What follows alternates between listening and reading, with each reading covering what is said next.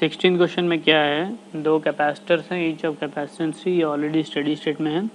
जब बी वाला कैपेसिटर में ये डाइलेक्ट्रिक इंसर्ट करेंगे तो इसका कैपेसिटेंस क्या हो जाएगा और एनर्जी कितना बढ़ेगा, यही सब क्वेश्चंस हैं। ठीक है, तो इनिशियली स्टडी स्टेट में सी और सी है, तो चार्ज कितना होगा, इफेक्टिव c/2 है, तो इस पे c/2 और इस पे c/2, बैटरी से कितना निकला था, c/2 निकला था, राइट। ठीक है, अब क्या किया है, इसमें जब डाइलेक्ट्रिक इंसर्ट करेंगे फिर स्टडी स्टेट जब पहुंचेगा तो ये क्या हो जाएगा, c है और ये वाला क्या है, 2c हो जाएगा ना। तो इफेक्टिव कैपेसिटेंस कितना है, c into 2c by c plus 2c, तो कितना हो जाएगा, 2/3c हो जाएगा। ठीक है, अब नेट चार्ज जो गया है वो कितना है, क्यू नेट एक एक पे कितना चार्ज रहेगा, 2c/3 इंटू ई रहेगा। तो डेल्टा क्यू जो बैटरी से गया है 2/3 माइनस 1/2 इंटू सी ई। ठीक है, 6 एलसीएम लेंगे तो 4 माइनस 3 1, तो सी ई अपॉन 6 आ रहा है ना। तो एक्स्ट्रा चार्ज जो बैटरी से निकल रहा है वो that is coming out to be C E upon 6, right.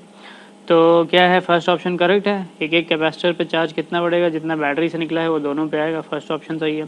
Second option, in the process of inserting the dielectric energy of battery decreases by. ठीक है, बैटरी कितना वर्क करेगा, V इंटू क्यू, तो यानी कि E into c E upon 6, c e square by 6, energy obviously कम होगा क्योंकि इतना वर्क किया है, ये ऑप्शन सही है। तो ऑब्वियसली फिर ये ऑप्शन गलत होगा। ठीक है, in the process of inserting the dielectric energy in the capacitor A increases by. ठीक है, कैपेसिटर ए का चार्ज कितना है, तो उसका इनिशियल एनर्जी कितना है, c/2 ना, q²/2 से फाइनल एनर्जी कितना है, c/2 पे कितना ऐड हुआ है, c/6 ऐड होके नेट चार्ज कितना हो गया है, 2ce/3 हो जाएगा। ठीक है, तो final energy q²/2c minus initial energy, this comes out to be 7/72 ce² ना, which is again correct. Okay, moving on to the next question, question number 17। इसमें क्या है, ऐसे 3 डिफरेंट इनफाइनाइट शीट्स हैं, इन पे चार्जेस दिया हुआ है QL QM QR, फिर ये ऑप्शंस देखना है। वेरी बेसिक कंडक्टर्स का इलेक्ट्रोस्टैटिक क्वेश्चन है, तो इसलिए हमको पता है कि अगर चार्जेस Q1 Q2 Q3 है तो left most side Q1 plus Q2 plus Q3/2 और राइट मोस्ट साइड भी Q1 plus Q2 plus Q3/2। ठीक है, और इनर प्लेट से इक्वल एंड ऑपोजिट वो हमेशा रहेगा। ठीक, तो ऑप्शन क्या है, the net charge on the left side of SL is equal to the net charge on right side of SM। ये तो होता ही है ना, क्योंकि यहाँ पे चार्ज स्मॉल q है तो यहाँ पे भी चार्ज स्मॉल q है। यहाँ पे अगर Q1 है तो यहाँ पे माइनस Q1, यहाँ पे अगर Q2 है तो यहाँ पे माइनस Q2, तभी electric field inside the conductor 0 हो सकता है, राइट। तो A बिट सही है, B bit, the net charge on the left side of SL जो कि Q है is equal to the net charge on the right of SM। Right of SM कितना है, ये प्लस माइनस तो हमेशा कटेंगे, Q ही है तो ये भी करेक्ट है। ठीक है, C bit, the net charge on the left of SL जो कि स्मॉल q है is equal to the net charge on the right of SL। On the right of SL plus q minus q cut जाएगा, plus Q1 minus Q1 cut जाएगा, plus Q2 minus Q2 cut जाएगा, obviously Q ही बचा है, ये भी सही है। The net charge on the right of SL is equal to the net charge on the left of SR। Left of SR कितना चार्ज है, Q ही है, राइट ऑफ SL मतलब ये पूरा चार्ज ना, ये भी Q ही है। ठीक, सारे ऑप्शंस करेक्ट। ठीक है, जब कह रहा है कि नेट चार्ज ना मतलब सारे प्लेट्स पे ऐड करना है, राइट, तो सारे बिट्स ऑब्वियसली सारे बिट्स सही है। ठीक है, moving on to the next question. Okay, इस 18th क्वेश्चन में एक सोलोनॉइड है जिसका नंबर ऑफ टर्न्स और लेंथ दिया हुआ है और रेडियस भी दिया हुआ है, और एक लूप है जिसका रेडियस दिया है और उसमें करंट दिया हुआ है। निकालना है, ऑप्शन देखना क्या है, the value of current in the solenoid so that magnetic field at the centre of the loop become 0। ठीक है, यानी कि सेंटर ऑफ द लूप पे मैग्नेटिक फील्ड 0 करना है, यानी कि लूप में या सोलेनॉइड में इतना करंट होना चाहिए कि लूप की वजह से जो भी मैग्नेटिक फील्ड है उतना ही उल्टे डायरेक्शन में मैग्नेटिक फील्ड सोलेनॉइड को बनाना है। ठीक है, लूप की वजह से मैग्नेटिक फील्ड कितना होता है, mu not I by 2r होता है मैग्नीट्यूड में बराबर, सोलेनॉइड की वजह से म्यू नॉट एन आई, ये सोलेनॉइड का करंट है, ये लूप का करंट है। ठीक है, म्यू नॉट कटेगा। अब करंट इन द लूप दे दिया है क्वेश्चन में, कितना है 8/2 इंटू रेडियस, रेडियस का वैल्यू 0.02 इक्वल टू एन का वैल्यू कितना होगा, total number of loops 1300 by total length 0.65 into current in the solenoid I S निकालना है। यहाँ से आई एस का वैल्यू आ जाएगा, कितना आएगा, ये 4 है, 4 2s कटेगा, ये 65 था, 65 2s इंटू 10, तो आई एस का वैल्यू आएगा 1/10 ना, 1/10 या 100 मिली एम्पियर।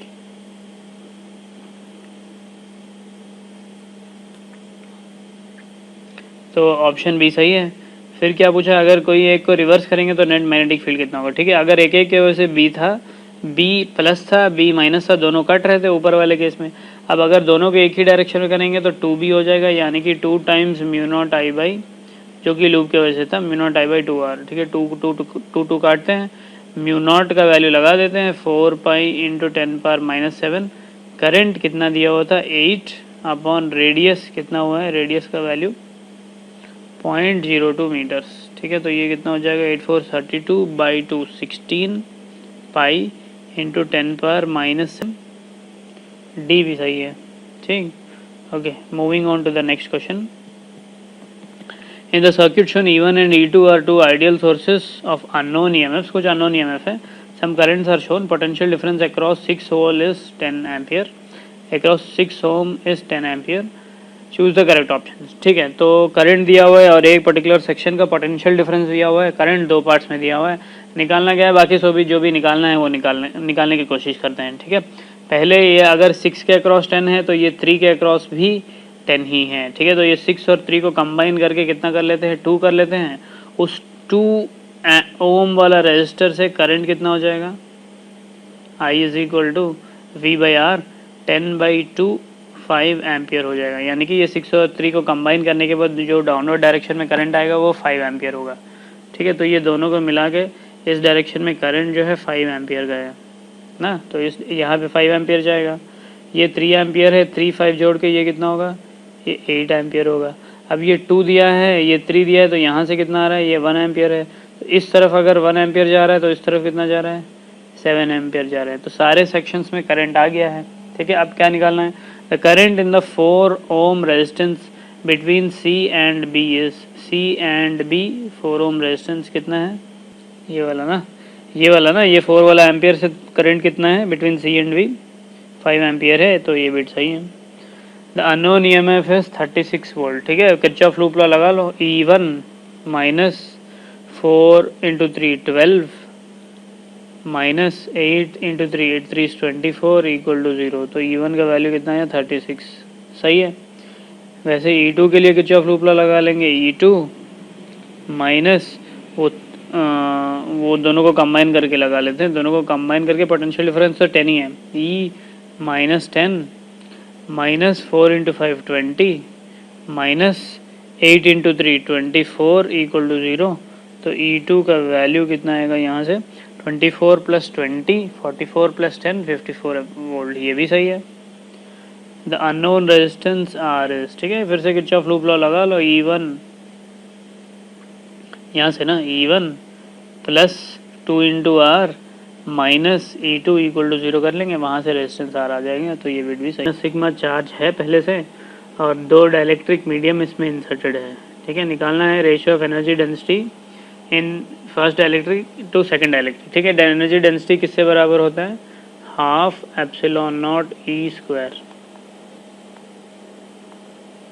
ना, इस मीडियम में half epsilon of that medium into E of that medium का स्क्वायर कर लेंगे। ठीक है, आप देखो अगर इस टाइप का कुछ भी है, इसमें मान के चलते हैं कि प्लस सिग्मा है, इसका माइनस सिग्मा है, इसके अंदर मान के चलते हैं कि इलेक्ट्रिक फील्ड ई नॉट है। जब इसको डायलेक्ट्रिक से फिल करेंगे तो इलेक्ट्रिक फील्ड क्या हो जाएगा, E dash equal to E naught by K होगा। वही सिचुएशन यहाँ पे बिल्कुल है, लेकिन टू डिफरेंट डायलेक्ट्रिक्स है, ठीक है। तो माइनस सिग्मा है और बीच में two different type of dielectrics inserted है ना, तो ये K1 है और ये K2 है, ठीक। तो इस पर्टिकुलर केस में कुछ अलग से इंडक्शन होगा और इस पर्टिकुलर मीडियम में कुछ अलग से इंडक्शन होगा, ठीक है। तो इसमें E1 मान लेते हैं, E1 किससे बराबर होगा, E0/K1 होगा। इसमें E2 मान लेते हैं, E2 का वैल्यू E0/K2 होगा। E1/E2 का रेशियो किससे बराबर, K2/K1 के बराबर, ठीक है। अब एनर्जी डेंसिटी का रेशियो में half epsilon not E square में हाफ हाफ कट जाएगा, एप्सिलॉन के बदले में K एप्सिलॉन लगाएंगे। K का वैल्यू कितना है, K1 into epsilon not into e का वैल्यू E0/K1 का होल स्क्वायर ना, चाहे तो हाफ भी लगा लो। फिर ये half K2 epsilon not into E0/K2 का होल स्क्वायर, ठीक है। तो ये किससे बराबर आ रहा है, K2/K1। K2/K1 कितना, 5/3, ठीक है। सेकेंड क्वेश्चन, सेकेंड बिट गलत है, ए ऑप्शन सही है, सेकेंड बिट गलत है।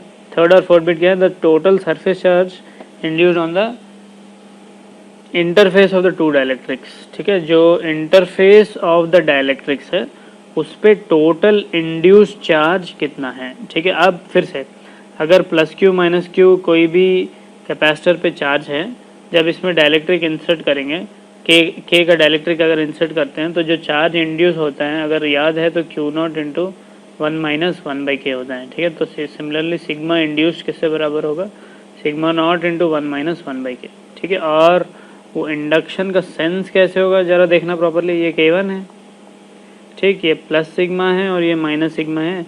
तो इसका इनर सरफेस पे क्या होगा, प्लस आएगा, यहाँ पे नेगेटिव आएगा, यहाँ पे पॉजिटिव आएगा। और सिमिलरली इस पे क्या होगा, यहाँ पे नेगेटिव है तो यहाँ पे पॉजिटिव आएगा, यहाँ पे नेगेटिव आएगा, ठीक है। तो इस पे अब चार्ज पूछा है या एनर्जी डेंसिटी पूछा है, चार्ज डेंसिटी पूछा है, तो वो हो जाएगा प्लस सिग्मा इंटू 1-1/K1।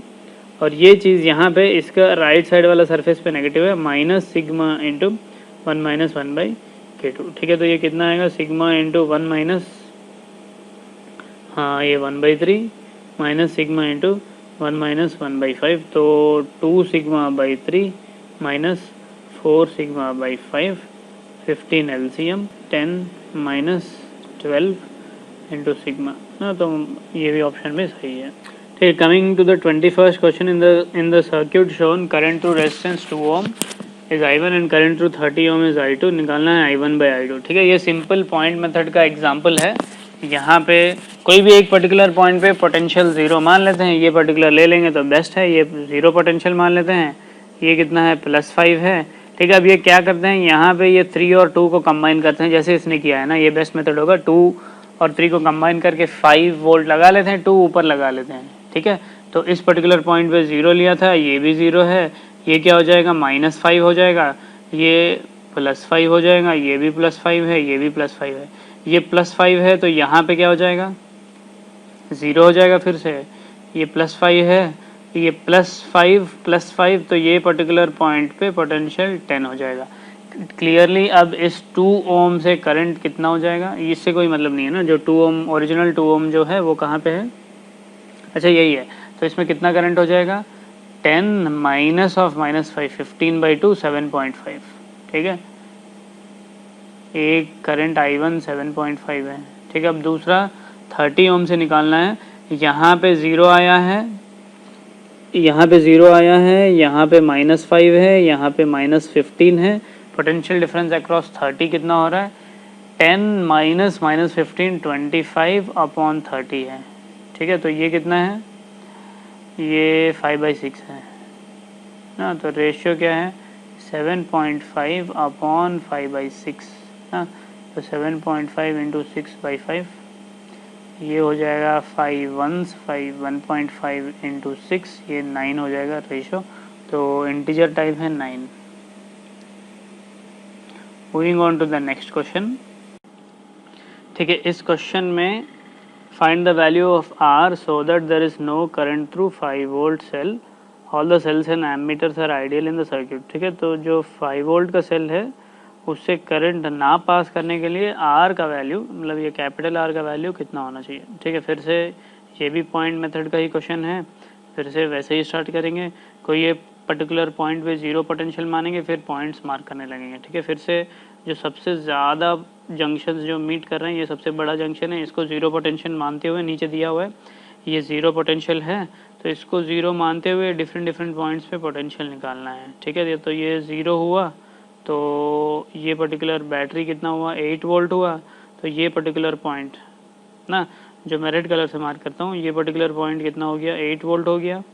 तो ये भी 8 वोल्ट, ये भी 8 वोल्ट, ये बैटरी ये पर्टिकुलर रजिस्टर को निकाल सकते हैं। सिमिलरली इस तरफ जाएंगे तो ये 8 वोल्ट है फिर से, तो यहाँ पे आएंगे तो ये कितना होगा, 8 + 6 14 वोल्ट होगा, सही है। अच्छा ये ज़ीरो, इसके थ्रू करंट नहीं जा रहा है, तो ये कितना पोटेंशियल हो जाएगा, 5 वोल्ट हो जाएगा, ठीक है। ये भी 5 वोल्ट, ये भी 5 वोल्ट ना, तो इस पर्टिकुलर रजिस्टर का भी कोई मतलब है नहीं, ठीक है। अब ये मेरा सर्किट हुआ ना, तो ये 5 वोल्ट, तो इस पर्टिकुलर पॉइंट पे कितना वोल्टेज, -1, ठीक है। और इस पर्टिकुलर पॉइंट पे ये 5, तो इस पर्टिकुलर पॉइंट पे 2 वोल्ट ना। अब एक एक पार्ट में करंट निकाल लेते हैं ना। ये 2 वाला ओम वाला पार्ट में करंट कितना होगा, 8 - 2 6/2 ना, 3 एम्पियर होगा इस डायरेक्शन में, ठीक है। अच्छा ये 1 ओम वाला, ये वाला ना, ये 1 ओम वाला रजिस्टर से कितना होगा, ये 0 है, ये -1 है, तो इस तरफ जाएगा, 1/1 1 एम्पियर ऊपर जा रहा होगा, ठीक है। इसमें तो करंट है नहीं, ठीक। और ये वाला पार्ट में कितना है, यहाँ पे पोटेंशियल कितना था, 14 था, 14 - 5 9, 9/9, ये भी 1 एम्पियर इस तरफ जाएगा, ठीक है। अब क्या है, हाँ ये निकाला था, ये 1 है, ये निकाला था, ये भी 1 है, ये निकाला था 2 है, तो इससे कितना आ रहा है, इससे 1 एम्पियर आ रहा है, तो इससे 1 एम्पियर आ रहा है, ये 3 एम्पियर है, ये 5 एम्पियर है, तो यहाँ से कितना करंट आ रहा है, 5 एम्पियर करंट है, तो इसमें तो कुछ नहीं जाएगा ना, इसमें 5 एम्पियर करंट, तो बैटरी से कितना निकल रहा है, 5 एम्पियर करंट है, वापस आएगा। अब कोई भी किरचॉफ लूप लॉ लगा लो ना, आ जाएगा answer. Okay, moving on to the next question. Okay, coming to 23rd question, find the potential difference in volt between the points A and B of the circuit shown in the figure। ठीक है, इस particular circuit में potential across A B निकालना है, यानी कि charge on the 2.75 microfarad capacitor between A and B ये निकालेंगे, फिर पोटेंशियल इक्वल V = Q/C करेंगे, ठीक है। इसके लिए ऊपर से नीचे तक किरचॉफ लूप लॉ लगा सकते हैं, लेकिन अगर ये चार्ज डिस्ट्रीब्यूशन याद है ना तो आराम से सॉल्व हो जाएगा, ठीक। तो थोड़ा सा वो इन्वर्स वेस्टर्न ब्रिज टाइप का है, लेकिन एग्जैक्टली ये नहीं है। इस पर चार्ज डिस्ट्रीब्यूशन प्लस Q1 है, ये भी किरचॉफ लूप लॉ से निकल सकता है। इस पर मैं Q2 अज्यूम कर लेता हूँ, इस पर Q3 अज्यूम कर लेते हैं, ठीक है। तो इस पर कितना आएगा, ऑब्वियसली Q1 - Q3 आएगा ना, और इस पर कितना आएगा, इधर से Q2 इधर से Q3, इस पर कितना आएगा, प्लस Q2 + Q3 आएगा, ठीक है। और इस पर वापस Q1 आएगा, और इस पे वापस Q2 आएगा, और इस वाले पे क्या आएगा, ये प्लस Q3 होगा और ये -Q3 होगा, राइट। अब ये दोनों डिस्ट्रीब्यूशंस, बाकी सब तो अज्यूम किया डायरेक्टली, ये 3 कैपेसिटर के डिस्ट्रीब्यूशंस किरचॉफ लूप लॉ लगाएंगे तो ये आ जाएगा, ठीक है। इस पे Q1 आएगा, इस पे Q2 आएगा, इस पे Q3 आएगा। अब ये करने के लिए थोड़ा टाइम टेकिंग है, तो इसको मान के चलते हैं। अब क्या है, बस किरचॉफ लूप लॉ लगाना है, उस पर चार्ज का Q3 का वैल्यू निकालना है, और मेरा आंसर क्या होगा, Q3/0.75, ठीक है। तो ये वाला पार्ट अपने से करना, लेंदी कैलकुलेशन है, थोड़ा आराम से करना, ठीक है। Moving on to the next question.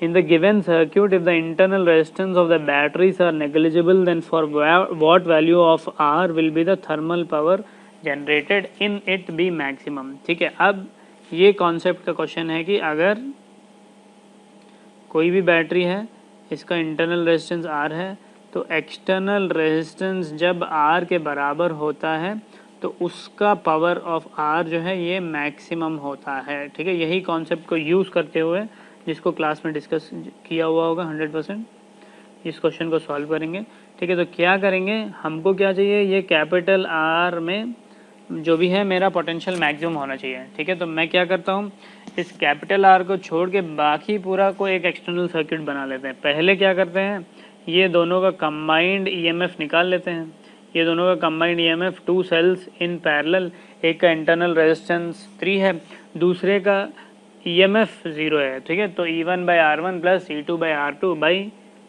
1/R1 plus 1/R2 करेंगे तो इसका 4 वोल्ट आएगा, ठीक है। तो ये दो को हटा के, ये पूरा पार्ट को हटा के एक 4 वोल्ट का बैटरी ले सकते हैं और क्लियरली वो 6 और 2 का जोड़ के इफेक्टिव रेजिस्टेंस 6 × 3/6 + 3 2 हो जाएगा।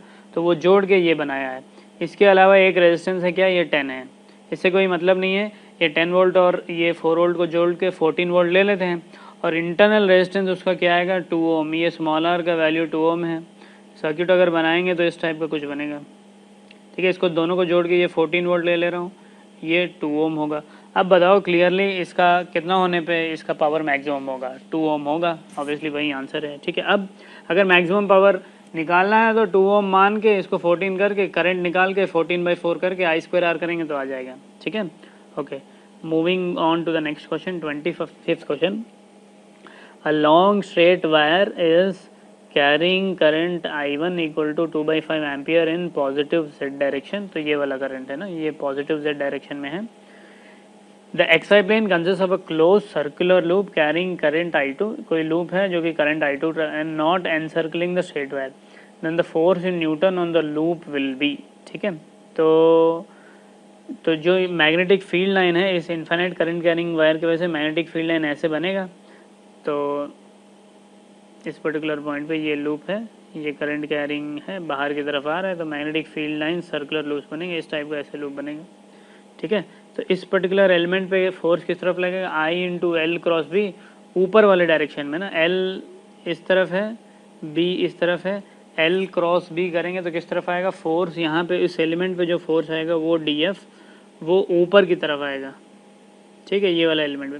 अच्छा, ये वाला एलिमेंट पे किस तरफ आएगा, करंट इस तरफ है, मैग्नेटिक फील्ड इस तरफ है, L × B ना, ये DL का डायरेक्शन है, ये B का डायरेक्शन है।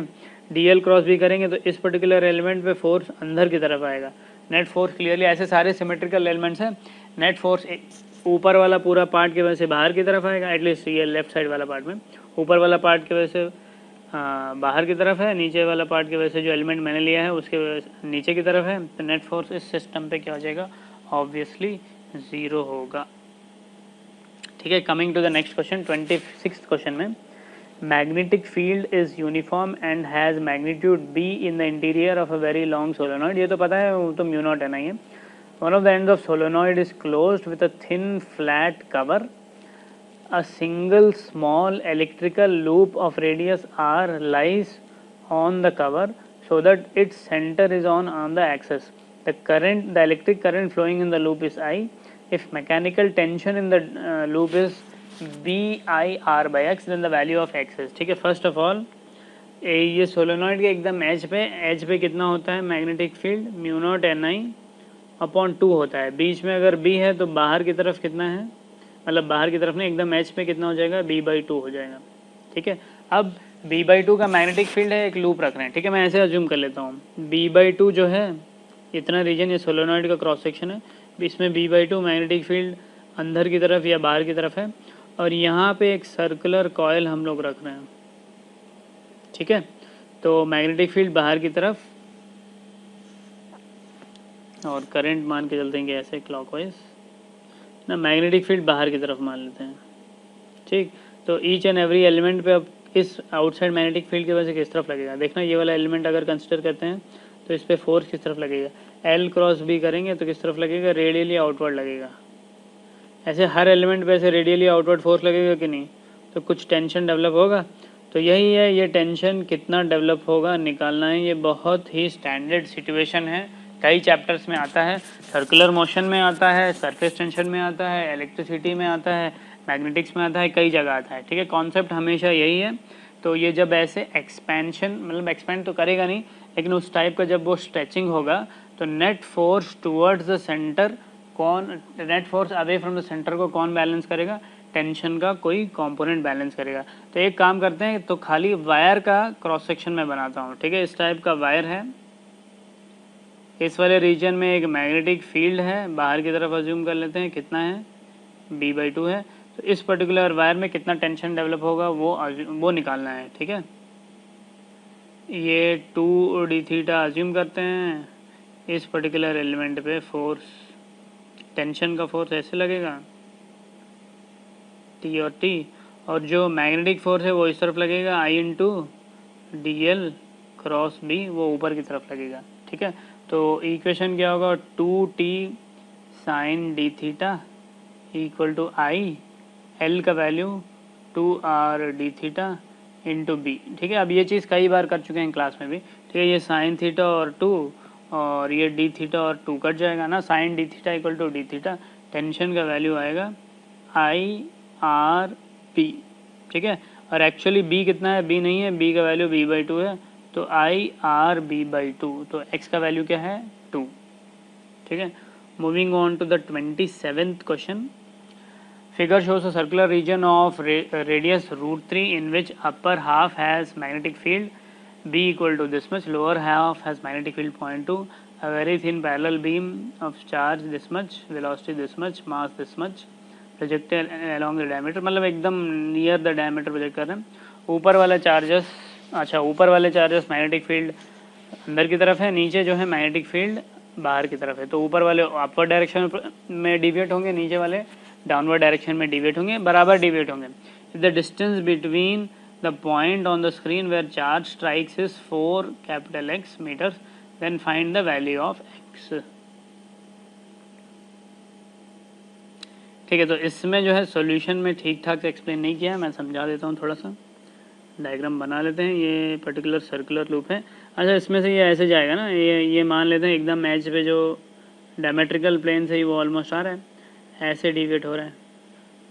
ठीक है, तो सेंटर यहाँ पे कहीं पे रहेगा ऐसे ना, ये अपना सेंटर है, इसको ऐसे ज्वाइन कर लेते हैं, ये भी ऐसे ही रहेगा, परपेंडिकुलर रहेगा। ठीक, अच्छा ये वाला एंगल थीटा मान लेते हैं। ठीक, और ये भी तो थीटा ही होगा ऑब्वियसली। टैन थीटा किससे बराबर, ये कैपिटल आर है और ये स्मॉल आर है। स्मॉल आर क्या है, radius of the moving charge होगा। ठीक है, आर किससे बराबर, mv/qb। अच्छा, स्मॉल आर का वैल्यू निकाल लेते हैं। आर किससे बराबर, m कितना दिया हुआ था 2 ग्राम 10⁻³ 2, v कितना दिया हुआ था 0.3,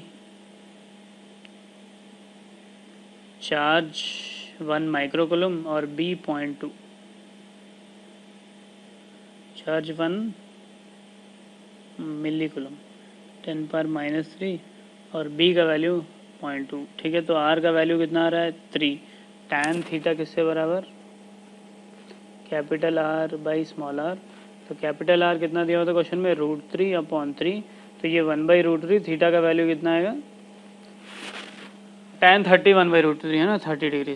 ठीक है, तो ये टोटल एंगल कितना होगा 60 डिग्री होगा, तो ये कितना होगा फिर, ये 60 होगा, क्योंकि बाकी के दो 90 डिग्री से।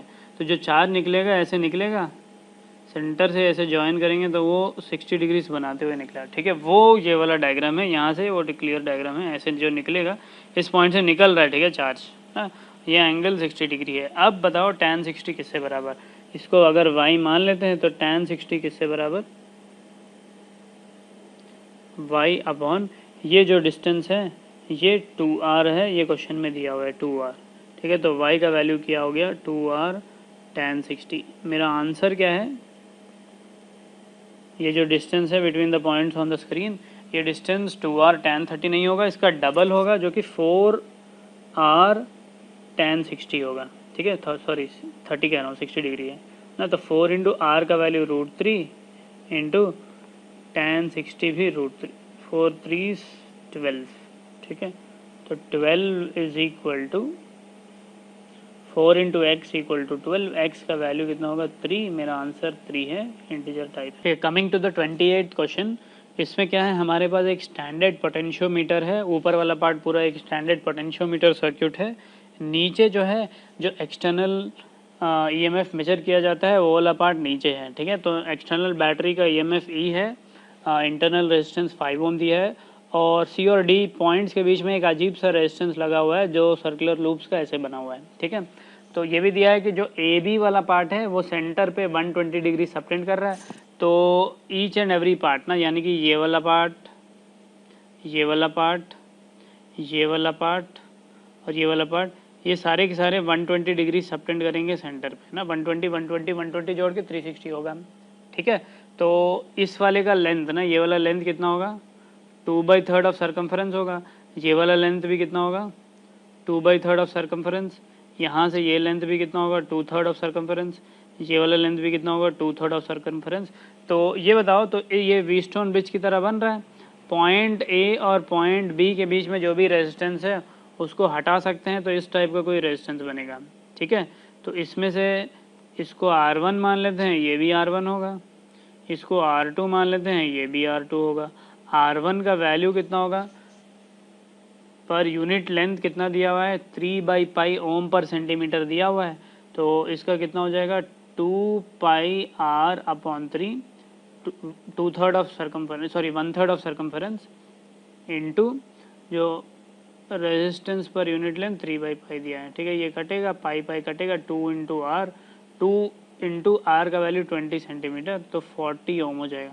तो R1 का वैल्यू 40 ओम, ये भी 40 ओम। ये इसका जो है resistance per unit length double है, तो ये 80 और 80। तो एसेंशियली क्या है, 120 के 2 रेजिस्टर्स लगे हुए हैं, दोनों पैरेलल में हैं। तो C से D के बीच में एसेंशियली 60 ओम का रेजिस्टेंस लगा हुआ है। अब देखते हैं क्वेश्चन में, ये सबको हटा देते हैं, C और D के बीच में जो रेजिस्टेंस है वो 60 ओम है। अब क्वेश्चन देखते हैं कि क्या है। जब स्विच S क्लोज्ड है, जब स्विच S क्लोज्ड है तो क्या है, ये C और D के बीच में रेजिस्टेंस है वो 5 एम्पियर, 5 ओम का रेजिस्टेंस है, उससे भी करंट पास कर रहा है। इफेक्टिव पोटेंशियल कितना हो जाएगा, ये सर्किट है ना, जो नीचे वाला जो एक्सटर्नल सर्किट है ये है, ये 5 है और ये 60 ओम है। तो यहाँ से यहाँ जो पोटेंशियल बैलेंस हो रहा है पोटेंशियोमीटर पे, वो कितना होगा, वो होगा 60/60 + 5 इंटू ई होगा। ठीक है, इसका लेंथ कितना है, इसका बैलेंसिंग लेंथ 48 सेंटीमीटर है। तो जब स्विच को ओपन करेंगे, तो जब स्विच को ओपन करेंगे इफेक्टिव पोटेंशियल कितना हो जाएगा, ई हो जाएगा। ई का लेंथ कितना है यही निकालना है। ठीक है, तो लेंथ कितना हो जाएगा, ऑब्वियसली क्रॉस मल्टीप्लाई करेंगे, तो 48 इंटू 65/60, 12 13, 12 4 13 इंटू 4, कितना आंसर, 52 सेंटीमीटर बैलेंसिंग लेंथ होगा ना, दैट इज द आंसर। ठीक है, सिंपल सा क्वेश्चन है। Okay, moving on to the next question, 29th part. Find the sum of magnitude of current through resistors R1 R2 and R3, all cells are ideal. ठीक है, ऐसे कई सारे question ऊपर भी किए हैं। ये सारे के सारे क्वेश्चन कैसे करेंगे, पोटेंशियल मेथड में करेंगे। फिर से जैसे नीचे डायग्राम दिया है वही डायग्राम मैं भी ले ले रहा हूँ। ये 0 वोल्ट है, ये भी 0 वोल्ट है, ये क्या हो जाएगा 5 वोल्ट हो जाएगा, ये 0 0 0 0 0, ये 0 है, ये भी 0 है ना, और ये पर्टिकुलर पॉइंट 5 वोल्ट है। ठीक है, ये 0 और ये कितना है 20 -20, तो इस पर्टिकुलर पॉइंट पे -20 पोटेंशियल हो जाएगा। ठीक है, ये 2 और 2 को कंबाइन करके 1 ओम कर लेते हैं। ठीक है, अब क्या क्या पूछा है, इस पॉइंट पे मैं पोटेंशियल 10 ले सकता हूँ, ये 0 है, ये भी 0 है, ये 5 वोल्ट है, ये पॉइंट भी 0 वोल्ट है। ये 0 है तो यहाँ पे क्या हो जाएगा, -20 हो जाएगा, यहाँ पे क्या हो जाएगा -30 हो जाएगा। ये 0 है, ये -30 है, एक पार्ट हो गया। फिर ये 2 और 2 को कंबाइन करके हमने 1 तो ले ही लिया है। ठीक, इस पॉइंट पे, इस पर्टिकुलर पॉइंट पे x पोटेंशियल मान लेते हैं। ठीक है, अब सारे के अक्रॉस पोटेंशियल डिफरेंस पता चल गया है, लेकिन एक अननोन वेरिएबल है जो कि x है। ठीक है, फर्स्ट करंट थ्रू जो R3 है, जो 1 ओम रेजिस्टर है उसके थ्रू, ठीक है, डायरेक्टली लिख सकते हैं पोटेंशियल डिफरेंस कितना है 30/1, वो 30 एम्पियर हो गया। ठीक है, अब बाकी दो से निकालने के लिए वो x का वैल्यू निकालना होगा, तो मैं पॉइंट x पे मैं जंक्शन नो लगाऊंगा। ठीक है, तो क्या है, net current coming into the junction 0 होना चाहिए, ऐसे कर सकते हैं राइट। या I1 के अक्रॉस पोटेंशियल कितना होगा, जो रेजिस्टेंस R1 है उसके अक्रॉस पोटेंशियल कितना होगा, सॉरी उसके थ्रू करंट कितना होगा, 5 वोल्ट है इसके अक्रॉस ना, बैटरी ये 0 वोल्ट है ना, तो 0 - 5 या 5 - 0/1, तो वो भी कितना हो जाएगा, वो भी 5 एम्पियर आ गया, ये भी आ गया 5 एम्पियर। ठीक, और R3 से भी आ गया, इस डायरेक्शन में आ गया, वो 30 एम्पियर।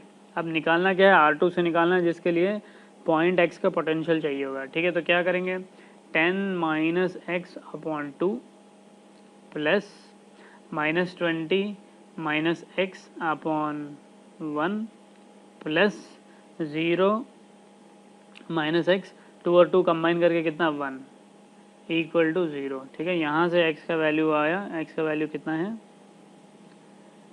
x का वैल्यू आया है -6 वोल्ट।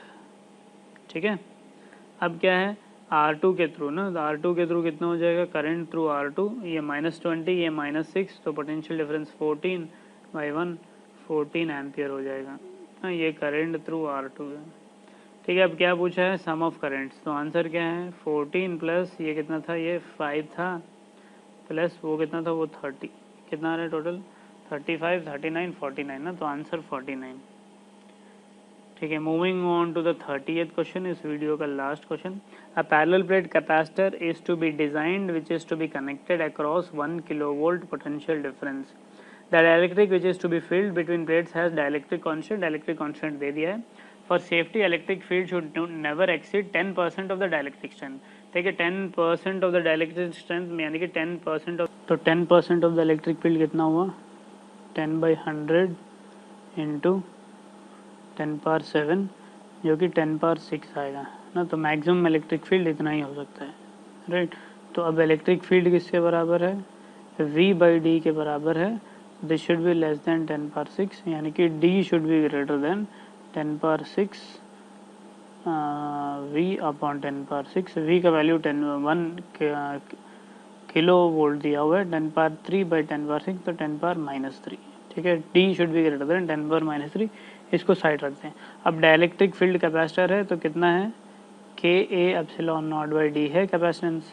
ठीक है, तो अब ये दिया है कि अब कैपेसिटेंस कितना होना चाहिए 50 पिकोफैरेड होना चाहिए, 50 × 10⁻−12। ठीक है, तो यहाँ से अब सब कुछ सब्स्टिट्यूट कर लेते हैं, तो यहाँ से A का वैल्यू कितना आएगा 50 × 10⁻−12 इंटू D अपॉन K का वैल्यू कितना दिया हुआ था 6 पाई, एप्सिलॉन का वैल्यू दे दिया है 1/36 पाई इंटू 10⁻⁹। ठीक है, अब इसमें से D का वैल्यू कितना है, D should be greater then 10⁻3, so this will be greater then 10⁻3, substitute कर लेते हैं -12 इंटू 10⁻−3 अपॉन पाई कटेगा 6 ऊपर जाएगा इंटू, अभी के लिए तो यहीं लिख ले रहा हूँ, इंटू 10⁻⁻, यहाँ से रिजल्ट आ जाएगा A should be greater than 300 millimeter square. ठीक है, that is the answer. Okay, see you next video guys.